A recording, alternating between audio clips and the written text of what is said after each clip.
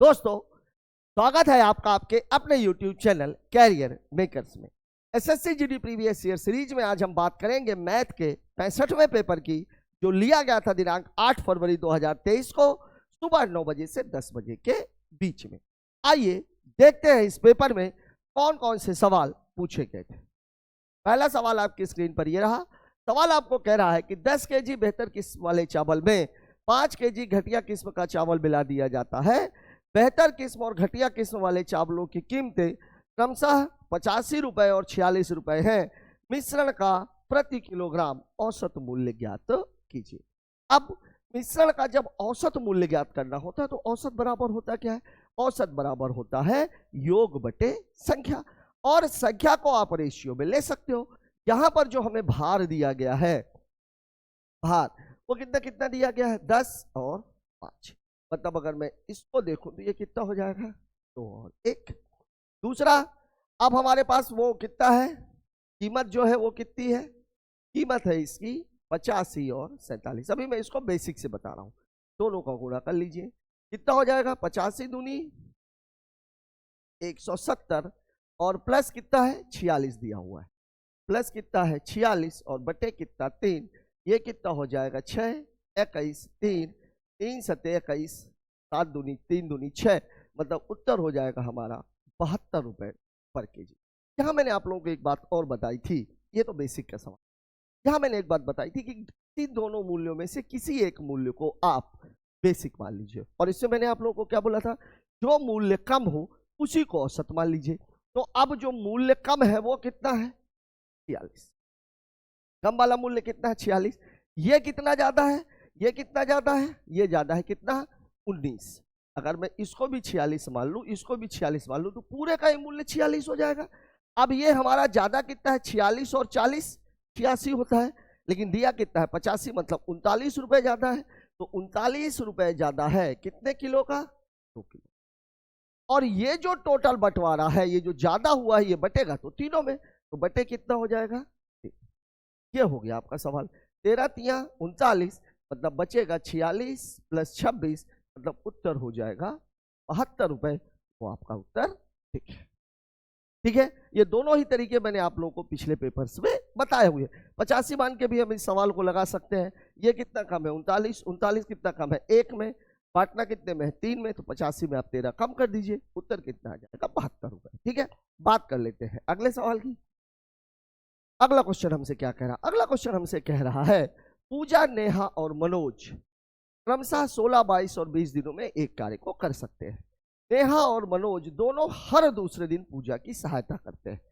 पूजा तो कार्य किस दिन समाप्त होगा? किस दिन समाप्त होगा, मतलब इसको सही बटे में उसने फ्रैक्शन में नहीं निकाला। सवाल जो आपसे ये कह रहा है, पहले तो मैं तीनों की क्षमताएं निकाल लेता हूं।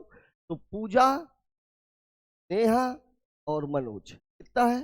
16, 22 और 20। ये टाइम है। अब टाइम है तो इनका हमें क्या निकालना पड़ेगा? इनका हमें क्या निकालना पड़ेगा? एलसीएम। और एलसीएम में हमें ध्यान किस पर देना होता है? बड़ी संख्या। और बड़ी संख्या कौन सी है? 22। मतलब 11 गुणे 2। अब अगर इसको मेरे को 16 बनाना है तो 16 2 की घाते 4 होता है, मतलब मुझे 8 और चाहिए। अगर मुझे इसको 20 बनाना है तो 4 तो मेरे पास है, 5 और। अब देखिए, 5 दूनी 10, 11 8 88, मतलब वर्क बराबर कितना हो जाएगा? 880। तो इसकी इफिशियंसी 16 पंचे 80, 22 चौक 88, और ये कितना हो जाएगा? ये इसकी क्षमता। अब जो काम हो रहा है, पूजा, नेहा और मनोज 16, 22 और 20 दिनों में करते हैं। नेहा और मनोज हर दूसरे दिन पूजा की सहायता करते हैं। मतलब कहानी ये है, पूजा करती है एक दिन, और फिर एक दिन पूजा प्लस नेहा और प्लस मनोज। ये कहानी, मतलब कितने दिन का काम हो रहा है? ये 2 दिन का काम हो रहा है। अब देखिए, पूजा खुद कितना काम कर रही है? 55। इन तीनों का योग कितना है? 55 प्लस 40 प्लस 44, मतलब कितना हो गया? ये 99 और 40 139। तो 55 प्लस 139 बराबर कितना हो जाएगा? 13 5 18 1 19। 194 काम बराबर 2 दिन बराबर 1। ये आपका हो गया। अब काम हमको करवाना कितना है? 880। इसी 880 में हम 194 का भाग दे देते हैं। कितनी बार जाएगा? 7 नहीं है 63 नहीं, 6 नहीं है 54 नहीं, 5 9 45 4 बार जाएगा। 4 बार भी नहीं जाएगा, 4 चौके 16, 4 नहीं है 36 37, 4 देंगे 7, 10 में से 6 गया 4, इसका हासिल इसमें, 7 में से 7 चला गया 0 है, गड़बड़ कर दिया मैंने। 4 नहीं है, 4 चौके 16, 4 नहीं है 36 37, ये 7, 10 में से 6 चला गया 4, 7 में से 7 चला गया 0 और 8 में से 7 गया 1, कितना बचा? 104। मतलब जो पूरा काम हो जाएगा वो कितना हो जाएगा? 4 यूनिट और प्लस 104। ठीक है, अब ये 104 काम में सबसे पहले कौन करेगी? पूजा। जो बचा हुआ काम है वो कौन करेंगे? ये तीनों मिल करके। अब देखिए 1 यूनिट बराबर 2 दिन है, मतलब 4 गुणे 2 प्लस 104 माइनस 55, ये 1 दिन का काम है। अब हमारे पास काम कितना बचा है? 14 में से 5 चला गया 9, 55 45 4 49, 49 और दूसरे दिन का काम है कितना? 139। तो देखिए 4 दुनिया 8 और 1 9 दिन तो पूरे पूरे हैं और प्लस 49/139 दिन। लेकिन यहां पर उसने पूरा पूरा नहीं लिया है। 9वें दिन काम होगा नहीं, 7वें दिन नहीं हो रहा है, 9वें दिन नहीं हो रहा है, 8वें दिन नहीं हो रहा है, मतलब काम कब खत्म होगा? 10वें दिन। 10वां दिन में क्यों बोल रहा हूं? क्योंकि 9 दिन तो पूरे हो गए हैं, 10वां दिन प्रारंभ हुआ था, 10वां दिन पूरा खत्म नहीं हुआ है। ठीक है, बात कर लेते हैं अगले सवाल की। अगला सवाल हमसे क्या कह रहा है? एक वीआईपी बैग में 20% की छूट थी। अनुपम ने एक बैग खरीदा, उसे नगद भुगतान पर 8% की अतिरिक्त छूट मिली। यदि उसने 2208 रुपए का भुगतान किया हो तो बैग पर टैग मूल्य कितना था? ठीक है, मामला किसका है? यहां मैंने आप लोगों को बताया था, जब कभी भी मामला डिस्काउंट का हो, प्रतिशत देके अगर प्रतिशत में डाटा दिया गया हो तो आपको केवल एक फॉर्मूले का इस्तेमाल करना है, a + b - ab/100 का। लेकिन अगर मामला रुपए में देकर के रुपए में ही दिया गया हो तो फिर आपको क्या करना है? तब आपको करना यह है कि सवाल को लगाना पड़ेगा। अब देखिए 20% की वैल्यू कितनी होती है? 1/5। 8% की वैल्यू कितनी होती है? 2/25। अब दोनों ही कम हो रही है क्योंकि छूट का मामला है, मतलब मामला हो गया 5 से 4 का और मामला हो गया 25 से 23 का। मतलब टोटल जो कीमत थी वो 125 थी और अब वो घट करके कितनी हो गई है? अब देखिए जो उसने भुगतान किया है वो कितने का किया है? 2208 रुपए का। मतलब इस 92 की वैल्यू 2208। ठीक है, अब ये कटेगा किससे? 23 से कट रहा है, 4 से पहले काट लेते हैं, बाद में 23। 4 पंचे 20, 4 पंचे 20 और 2 23 दूनी 46, 9 23 चौके 92, इसी का गुणा आप इसमें कर दीजिए 24 में। अब मैंने आपको ये बताया था जब कभी भी 125 हो तो 125 को किसकी जरूरत होती है? 8 की। 8 अगर मैं इसको दे दूं तो यहाँ बचेगा 3 और 125 को 8 देने के बाद 3 जीरो मिलते हैं, मतलब उत्तर हो जाएगा 3000 रुपए। मैं जो कहना चाह रहा हूं दिया गया है ऑप्शन नंबर 2 में। देखिए 125 गुणे 24 आपको करना है। 125 को जरूरत होती है 8 की, मैं इसमें से 8 को अलग कर देता हूं तो 125 गुणे 8 गुणे 3, इसका मान कितना होता है? 1000 और गुणे 3, इसकी वैल्यू कितनी आएगी? 3000। तो मैं बार बार आप लोगों को ये बात समझाने की कोशिश कर रहा हूं, कैलकुलेशन में आप थोड़ा सा फास्ट अपना हाथ रखिए तो सवालों को आप बहुत इजीली कर सकते हो और बहुत सारा समय आप सवालों में बचा सकते हो। ठीक है, बात कर लेते हैं अगले सवाल की। अगला क्वेश्चन हमसे क्या कह रहा है? अगला क्वेश्चन है हमारा सीआई का। सवाल हमको कह रहा है कोई धनराशि 3 वर्षों में 64/27 गुनी हो जाती है, ब्याज की दर क्या है? 3 वर्षों में 27 रुपए थी, 27 रुपए से बढ़ करके वो कितने रुपए हो रही है? 27 थी, 27 से ये बढ़ करके कितनी हो रही है? 64 हो रही है। कितने वर्षों में हो रही है? 3 वर्षों में। कुछ नहीं करना, आप इसका क्यूब रूट निकाल दीजिए। अब 27 का क्यूब रूट कितना? 3। 64 का क्यूब रूट कितना? 4। मतलब 1 वर्ष में ये 3 से कितनी हो रही है? 4। मतलब जो ब्याज मिल रहा है वो कितना मिल रहा है? 1। दर बराबर कितना हो जाएगा? 1/3 गुणे 100 और 1/3 की वैल्यू हम सबको पता है 33 सही 1/3% होती है, दिया हुआ है ऑप्शन पर। ठीक है, बात कर लेते हैं अगले सवाल की। अगला क्वेश्चन हमसे क्या कह रहा है? अगला क्वेश्चन हमसे कह रहा है एक व्यक्ति ने अंकित मूल्य 500 वाली एक मेज को दो क्रमागत छूटों 8 और 25% पर क्रय किया। ठीक है, उसने परिवहन पर 32 रुपए खर्च कर दिए और मेज को 500 रुपए में बेच दिया। ठीक है, उसे कितने रुपए का लाभ हो? यहाँ पर भी मामला रुपए का है, छूट है लेकिन मामला रुपए का है। रुपए का है तो आपको सवाल को हल करना है, और सवाल को अगर हल करना है तो फिर से वही तरीका। पहला 8% की वैल्यू अभी अभी आपने निकाली है, कितनी होती है 2/25, और 25% की वैल्यू कितनी होती है 1/4। मतलब पूरा मामला कितना है 25 से 23 का और 4 से 3 का। मतलब सामान कितने का था 100 का, बेच कितने में दिया गया है 3 त्रिकाई 9, 3 दूनी 6। ठीक है, अब इसकी वैल्यू वो 500 रुपए दे रहा है, मतलब एक की वैल्यू कितनी है 5 है। मतलब सामान जो उसने खरीदा इसमें आप 5 का गुणा मार दीजिए, तो 5 नमा 45, 5 छक्का 30 और 4 सामान खरीदा गया है कितने में 345 में। ये आपका सीपी है, ये आपका सीपी है।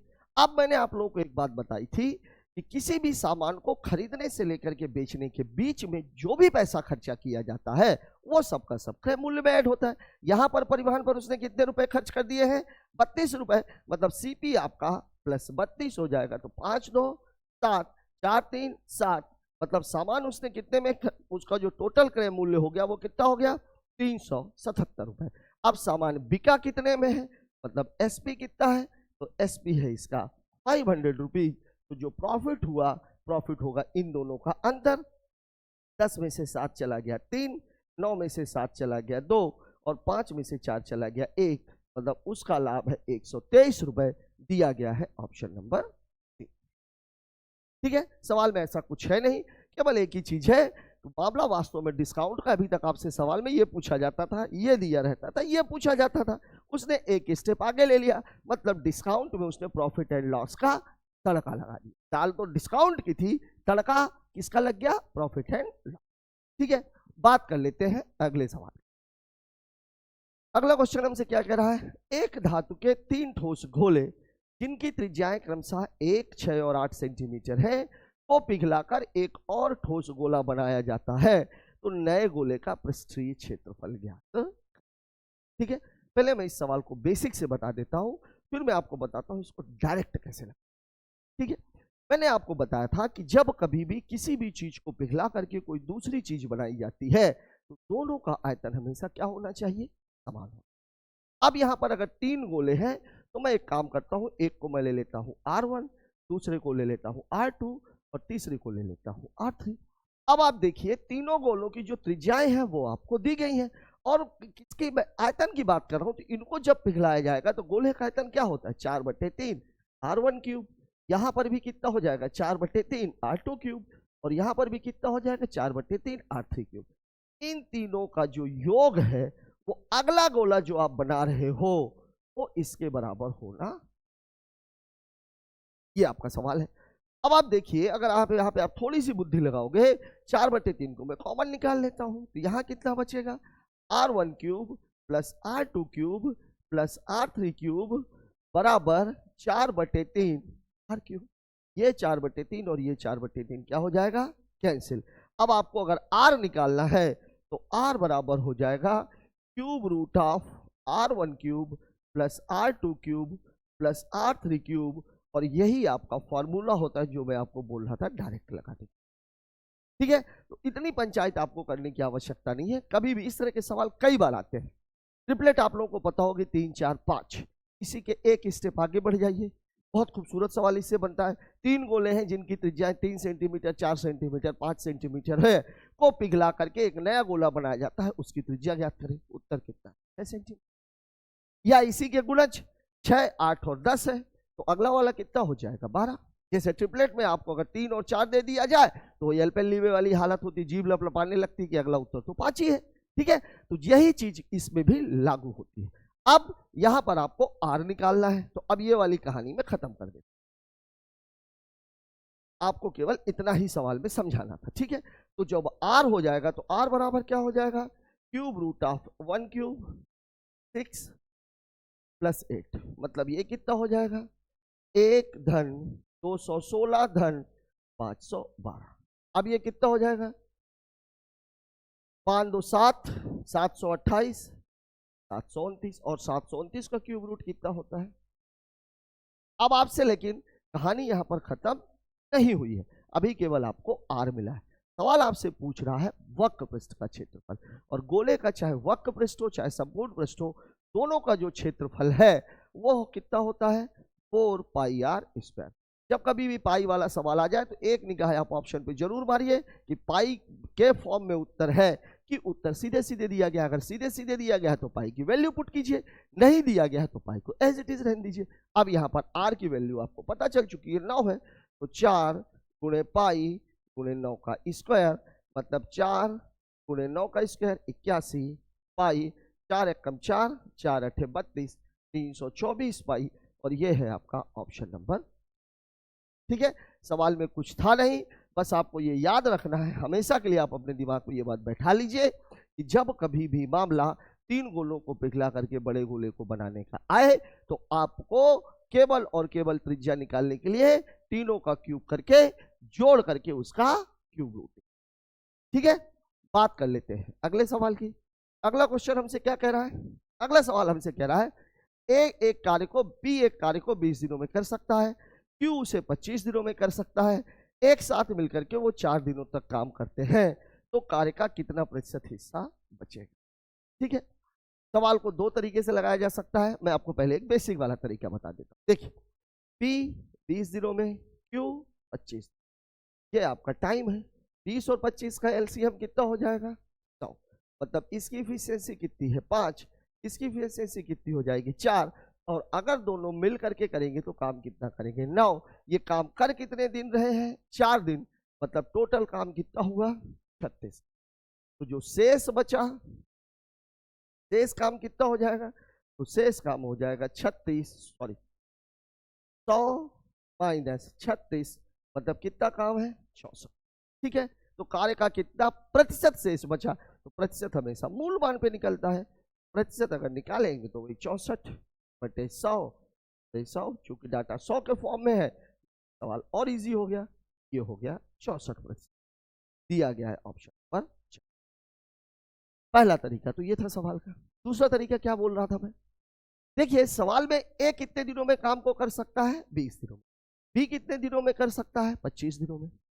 काम इन्होंने कितने कितने दिन किया है? 4-4 दिन किया। सीधी सी बात यह है कि ए 4 दिनों में कितना काम करेगा? 4 बटे 20, मतलब 1 बटे 5। बी कितना काम करेगा? बी करेगा 4 बटे 25, और ये दोनों जब मिल करके करेंगे मतलब 1 बटे 5 प्लस 4 बटे 25, एलसीएम तो 25 ही आएगा, मतलब 5 4 9, और ये कितना? 5 25, सॉरी कुछ ज्यादा ही आगे बढ़ गया, 5 25, 5 प्लस 4 मतलब 9 बटे, ये काम वो है जो ए और बी ने कर दिया। शेष काम कितना है? शेष है 25 में से 9 गया 16, 16 बटे 25, प्रतिशत पूछ रहा है इसलिए बटे गुणे 100, 25 चौके 100, उत्तर कितना हो जाएगा?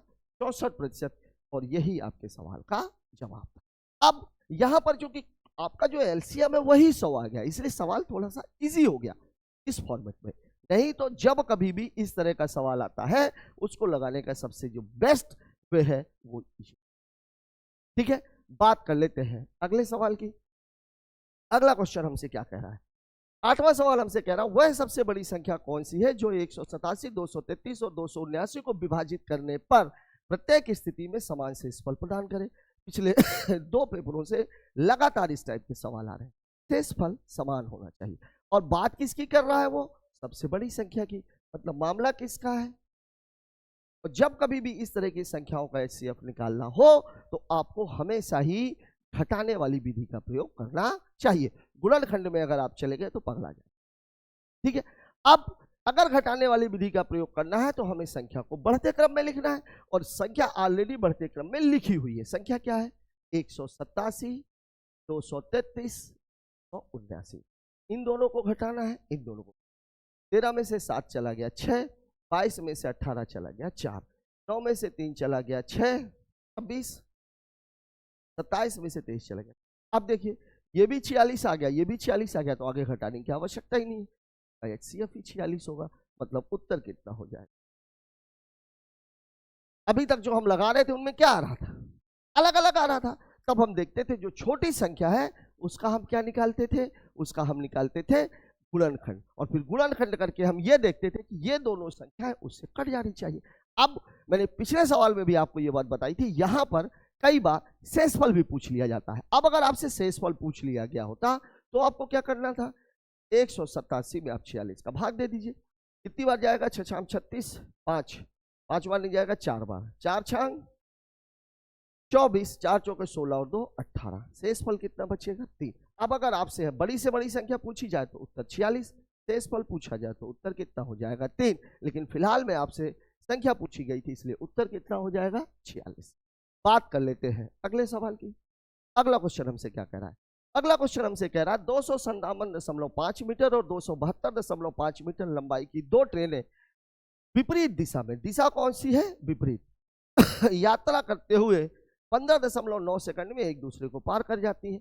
अनुमानित संयुक्त चाल, कुछ भी नहीं है सवाल में, चाल निकालना, वो भी संयुक्त, अलग अलग तो पूछा ही नहीं, क्योंकि दो ट्रेनों की चाल अगर अलग अलग पूछनी है तो आपको दो कंडीशन देनी पड़ेगी, और यहाँ पर कंडीशन केवल एक है। ठीक है, दिशा विपरीत है। मान लीजिए मैं दोनों ट्रेनों की चालों को, एक को x मान लेता हूँ, एक को y मान लेता हूँ। विपरीत दिशा है तो संयुक्त चाल हो जाएगी x प्लस y, और चाल बराबर होता क्या है भाई, चाल बराबर होता है दूरी और बटे कितना, समय। ठीक है, अब दूरी कितनी है, दूरी है हमारी 257.5 और प्लस 272.5, समय कितना लिया है इन्होंने, समय लिया है 15.9, जोड़ दीजिए, ये तो 10 ही आएगा, 7 2 9, 9 और 1 10, 5 7 12 और 1 13, 2 2 4 और 1 5, तो बचे कितना 15. अब अगर मैं इसका दशमलव हटाऊंगा तो कितना हो जाएगा, ये 5300 बटे 100, 5300 बटे 159। अच्छा, किलोमीटर प्रति घंटे में दिया हुआ, ये किस में है, मीटर पर सेकंड में, और मीटर को अगर किलोमीटर में कन्वर्ट करना है, मतलब छोटे को अगर बड़ा बनाना है तो बड़े का गुणा होगा, 18 बटे, ये है आपका मामला।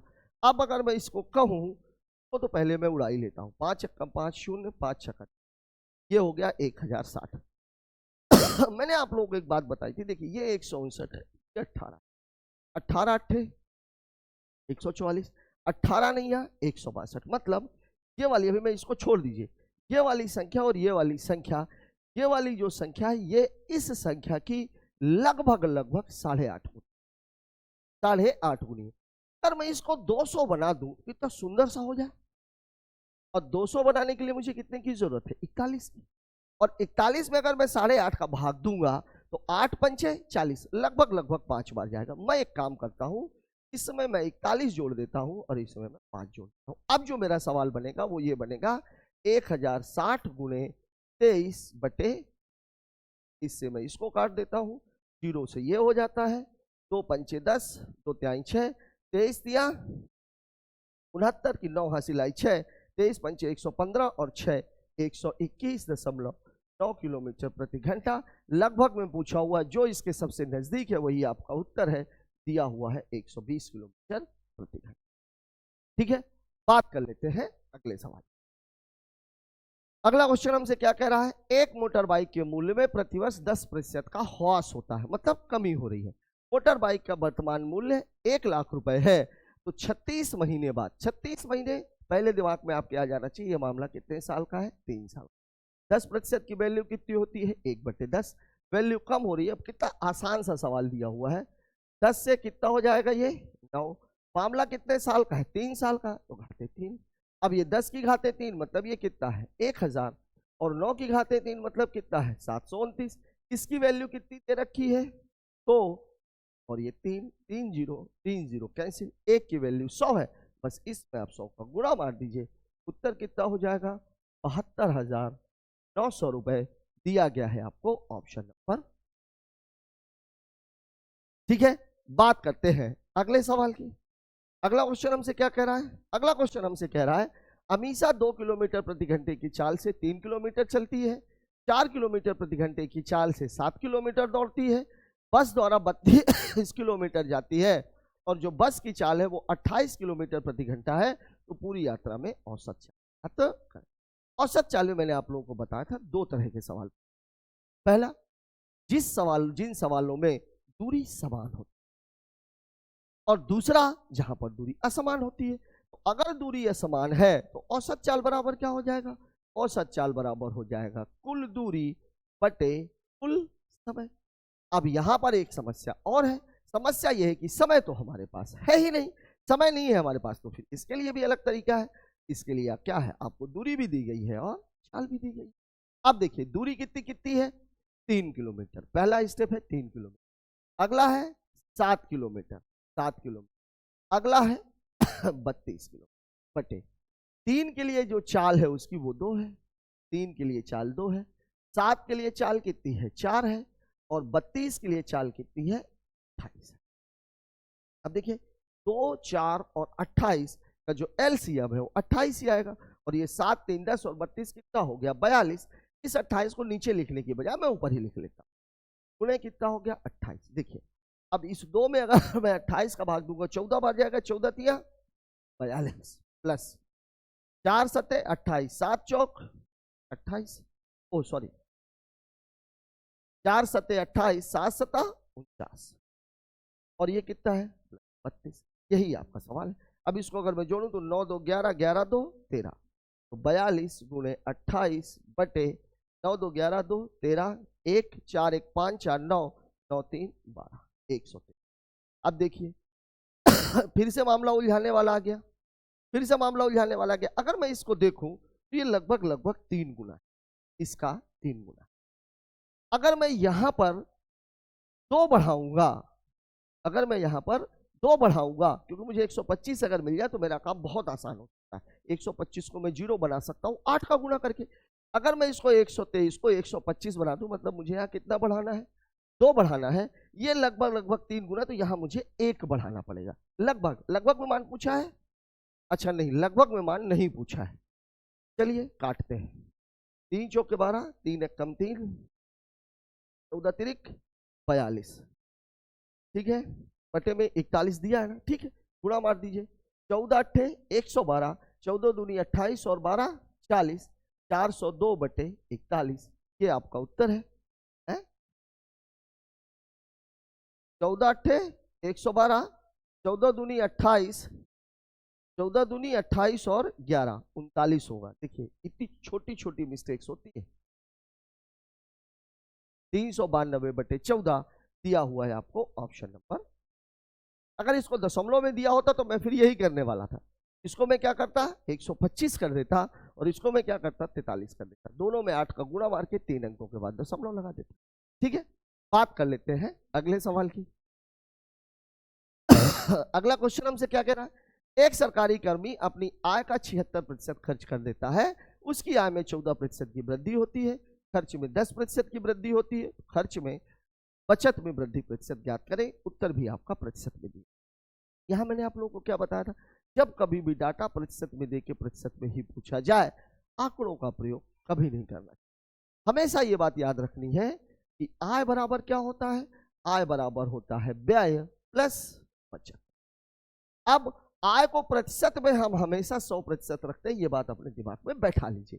कितना खर्च कर रहा है वो 76, बचत उसकी कितनी हो रही है 24, और आय उसकी कितनी है 100। सब किससे कट रहे हैं, 4 से। 4 6 24, ये 19 और ये कितना है 25। ये है कहानी अपनी। अब देखिए उसकी आय में कितने की वृद्धि हो रही है 14 की, मतलब यहां कितने का गुणा करना है 14। खर्च में कितने की वृद्धि हो रही है, खर्च में वृद्धि हो रही है 10 की, और यहां पर x। ये कहानी। तो अब ये कितना 14 पंजे 70, 14 दूनी 28 और 7 35, 350।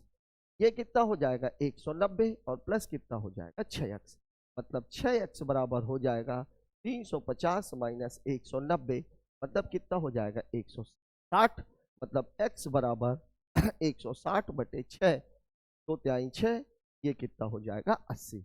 अच्छा, और 80 तो आप जानते ही हो कितना होगा 26.67। ये आपके सवाल का जवाब है, दिया गया है ऑप्शन पर।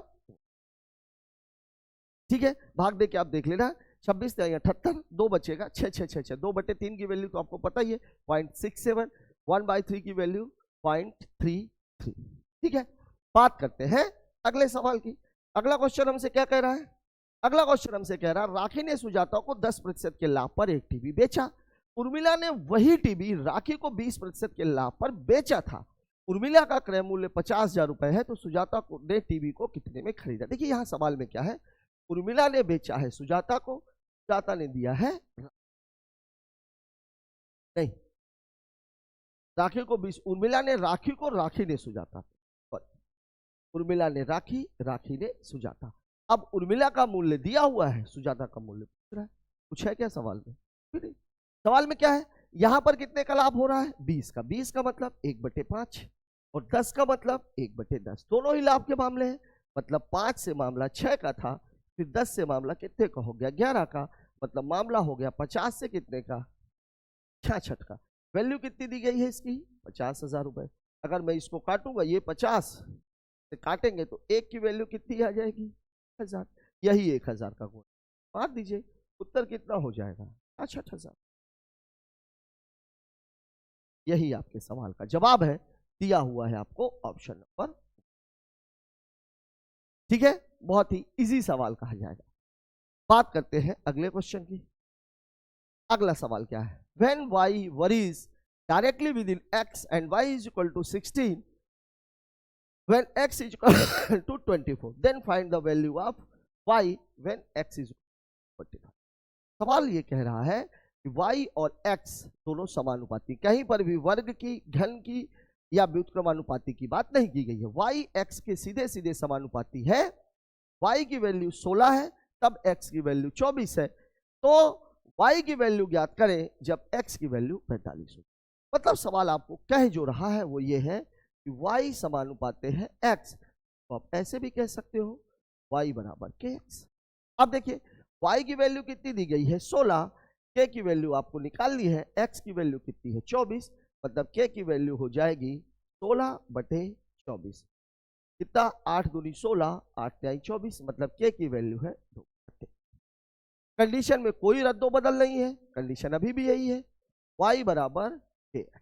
अब यहां देखिए वैल्यू किसकी दी गई है? x की, तो y बराबर कितना हो जाएगा? k की वैल्यू है 2/3 और x की वैल्यू है 45। 15 तिया 45, 15 दूनी 30, मतलब x की वैल्यू हो जाएगी 30, दिया गया है ऑप्शन पर। ठीक है, एक बात ध्यान रखिएगा, समानुपात को जब भी हटाते हैं तो एक कांस्टेंट वैल्यू हमें लेनी पड़ती। ठीक, बात कर लेते हैं अगले सवाल की। अगला क्वेश्चन हमसे क्या कह रहा है? एक घनाभ की भुजाएं 3, 4 और 5 के अनुपात में है। इसका आयतन 480 घन इकाई है। सबसे बड़ी और सबसे छोटी भुजा के बीच का अंतर क्या हो? कितना बढ़िया सवाल है। 4 तिहाई 12 पंचे 60 अट्ठे 480, 8 मतलब x की वैल्यू हो जाएगी 2, 5 में से 3 गया 2, 2 दूनी 4, उत्तर कितना है? 4। ठीक है, सवाल में देखिए घनाभ का जो आयतन है, घनाभ का जो आयतन है वो कितना होता है? LBH। लेकिन यहां तो रेशियो दिया गया है, तो रेशियो दिया गया तो हम सभी को x मान, ये हो जाएगा। मतलब 3x, 4x, 5x बराबर कितना है? 400। 5 चौके 20 तिहाई 60, 60 से इसको काटेंगे कितना बचेगा? 8। मतलब x घाते 3 बराबर 8, तो x बराबर 3√8, मतलब कितना हो जाएगा? अब देखिए सबसे बड़ी भुजा और सबसे छोटी भुजा यही दोनों, इन दोनों के बीच का अंतर कितना है? 2x। 2x बराबर 2 गुणे 2, मतलब उत्तर कितना हो जाएगा? 4, दिया गया है ऑप्शन पर 4। ठीक है, बस आपको यह ध्यान रखना है जब कभी भी मामला रेशियो में दिया गया हो, कोई ना कोई एक कांस्टेंट वैल्यू आप तीनों के साथ चिपका दीजिए। बस ध्यान में रखनी, अलग अलग मत ले लेना, क्योंकि रेशियो तभी बनता है जब वो सारी संख्याएं किसी एक ही संख्या से कट रही है।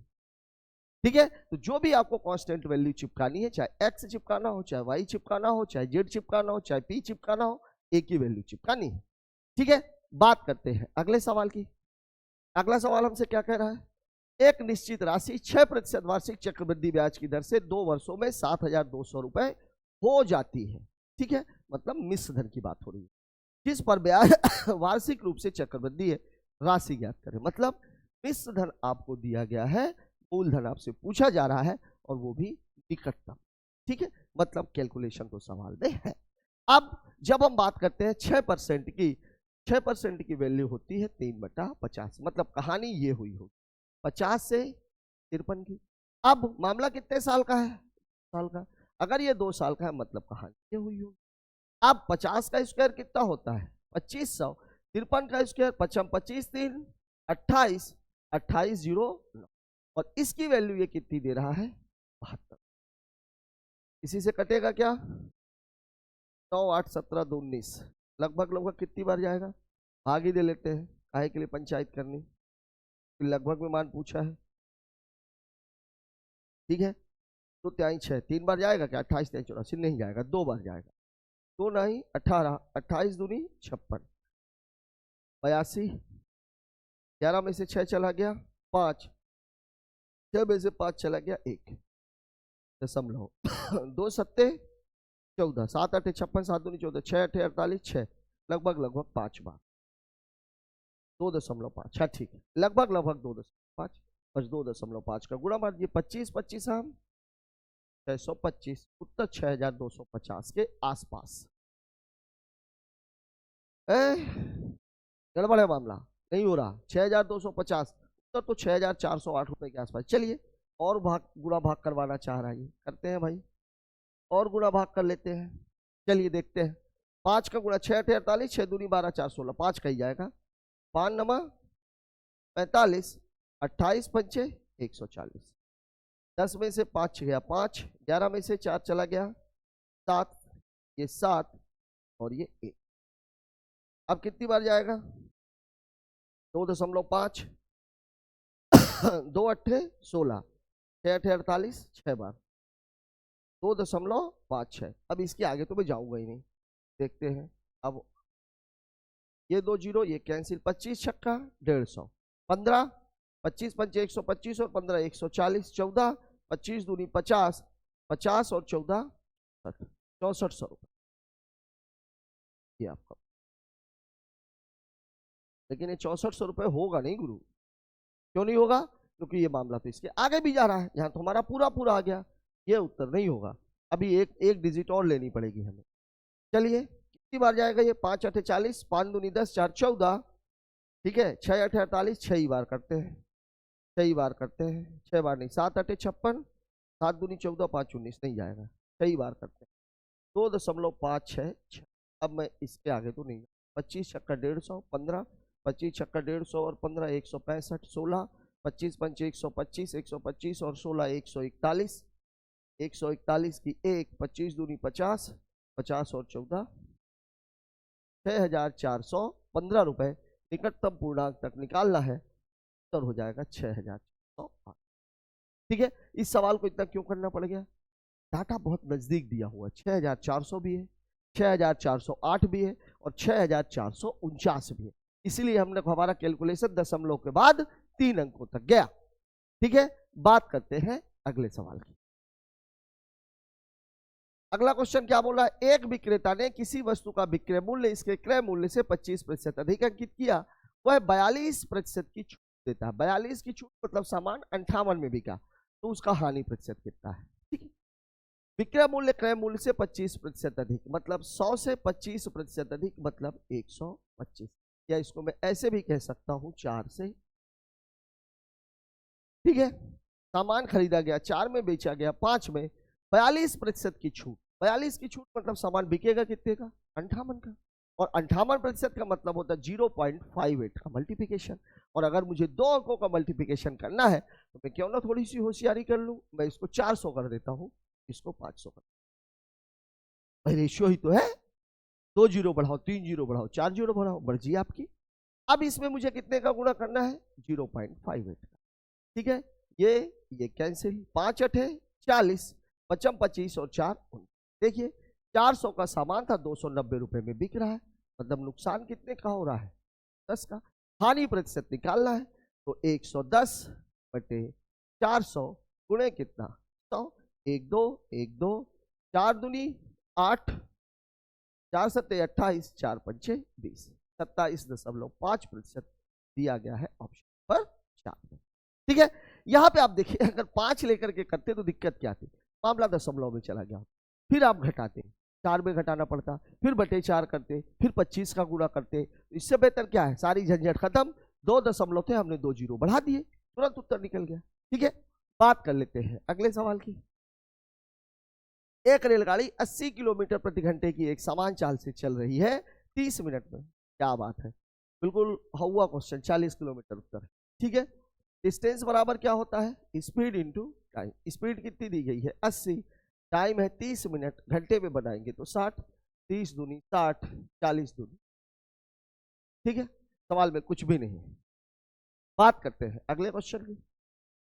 अगला सवाल बोल रहा है 36/2 प्लस वाई गुणे 3 माइनस वाई बराबर कितना है 8। तो वाई का मान ज्ञात कीजिए। ठीक है, 36/2 प्लस वाई गुणे 3 माइनस वाई बराबर 8।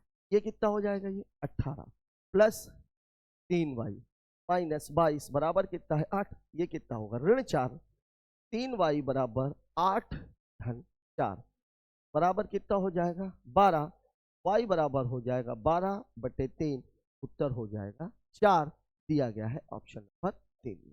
ठीक है, इक्वेशन का बहुत ही बेसिक सा क्वेश्चन है। ठीक है, मुझे नहीं लग रहा कि इस सवाल को लगाने में आपको कोई भी दिक्कत आने वाली। इससे अच्छे तो सिंप्लीफिकेशन के क्वेश्चन भी अगर डालेंगे बॉड मॉस से रिलेटेड भी, तो आपको ज्यादा परेशान। बात करते हैं अगले सवाल। अगला क्वेश्चन हमसे बोला एक ट्रेन की लंबाई 150 मीटर है, समान दिशा में 2 किलोमीटर प्रति घंटे की चाल से चल रहे एक व्यक्ति को 3 सेकंड में पार करती है। ठीक है, दिशा कौन सी है, समान, ध्यान रखना है, दिशा कौन सी है, समान। अब अगर दिशा समान होती है तो चाल क्या होती है, घटती है। और मैं ट्रेन की चाल को, जो ट्रेन की चाल है, इसको मैं कितना मान लेता हूं x। अब मानना किस में है, किलोमीटर प्रति घंटा में। ठीक है, अब देखिए चाल बराबर होता क्या है, चाल बराबर होता है दूरी और बटे समय। अब देखिए ट्रेन की है x, समान दिशा में आदमी चल रहा तो x माइनस 2, दूरी कितनी दी गई है 150 और बटे, लेकिन यहां पर एक कहानी है, ये वाला मामला किलोमीटर प्रति घंटे में है और ये वाला मामला मीटर पर सेकंड में है। मीटर को हम किलोमीटर में बदल देते हैं, उत्तर चूंकि हमें किलोमीटर में दिया हुआ है, तो मीटर को अगर मैं किलोमीटर में बदलूंगा, बड़े को छोटे को बड़ा बनाना है तो बड़े का गुणा होगा 18/5, ये हो गया 30, 3 दाहम। ठीक है, तो x माइनस 2 बराबर कितना 180, मतलब x की वैल्यू हो जाएगी 180 प्लस 2 मतलब 182 किलोमीटर प्रति, दिया हुआ है आपको। ठीक है, बात करते हैं अगले सवाल की। साथियों, इस क्वेश्चन के साथ ही हमारा ये पेपर खत्म होता है।